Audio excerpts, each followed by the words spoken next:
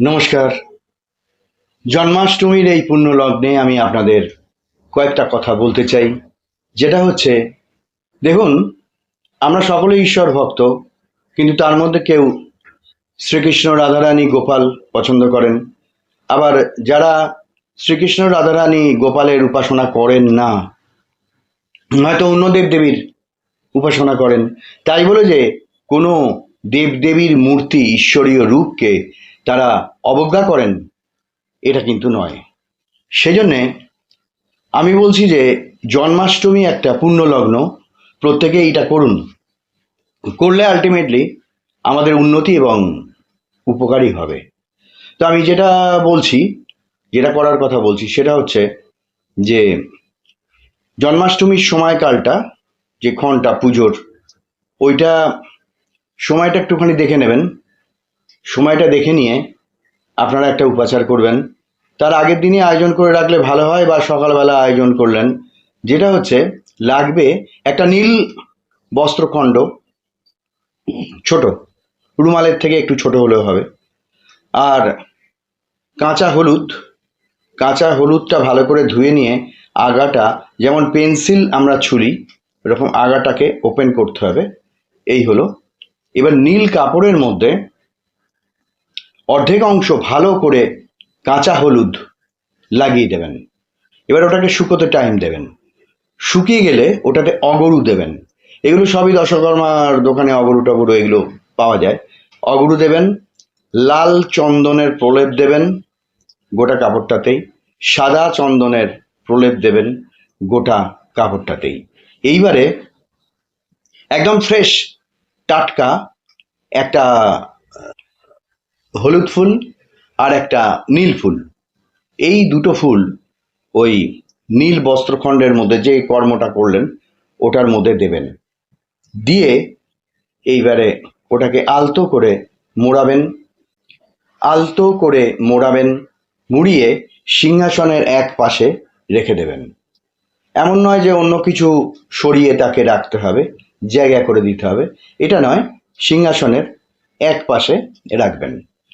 এইবার হয়ে গেলে সব পুজো যা করছেন দৈনন্দিন করার শেষেও করতে পারেন বা প্রথমেও করতে পারেন। আপনি দুটো মন্ত্র বলবেন, যেটা হচ্ছে শ্রী রাধারানীর একটা এবং শ্রীকৃষ্ণের একটা। আসলে শ্রী রাধারানীকে ছাড়া কৃষ্ণ বাঁচেন না, কৃষ্ণকে ছাড়া রাধারানী বাঁচেন না। সেজন্যে আপনি প্রথমে শ্রী রাধারানীর এইটা বলবেন, নবীনাং হেম গৌরাঙ্গিং পূর্ণানন্দবতীং সতীং বৃষভানু সুতাং দেবীং বন্দে রাধা জগৎ প্রসূন। এই একটা। আর শ্রীকৃষ্ণের এই মন্ত্রটা বলবেন, হে কৃষ্ণ করুণা সিন্ধু দীনবন্ধু জগৎপতে গোপেশ ও গোপিকা কান্ত রাধাকান্ত নমঃস্তুতে। এই দুটো মন্ত্র বলে চন্দন ধূপ জ্বালাবেন, দীপ জ্বালাবেন।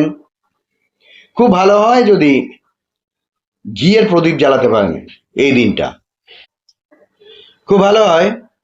যে চন্দন ধূপ তো জ্বালাবেনই, এবং খুব ভালো হয় একটা ঘিয়ের প্রদীপ।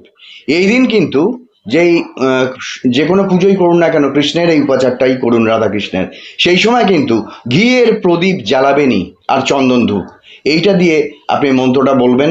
এবং রাধারানী বা শ্রীকৃষ্ণের যারই মুখটা মনে আসবে তার মুখটা স্মরণ করে একটু ধ্যান করবেন। আসলে শ্রী রাধারানী শ্রীকৃষ্ণকে ছাড়া বাঁচেন না, শ্রীকৃষ্ণ রাধারানীকে ছাড়া বাঁচেন না। এই দুটো দেহ একই অঙ্গ, একই রূপ। তো একই অঙ্গে এত রূপ দেখিনি তো আগে।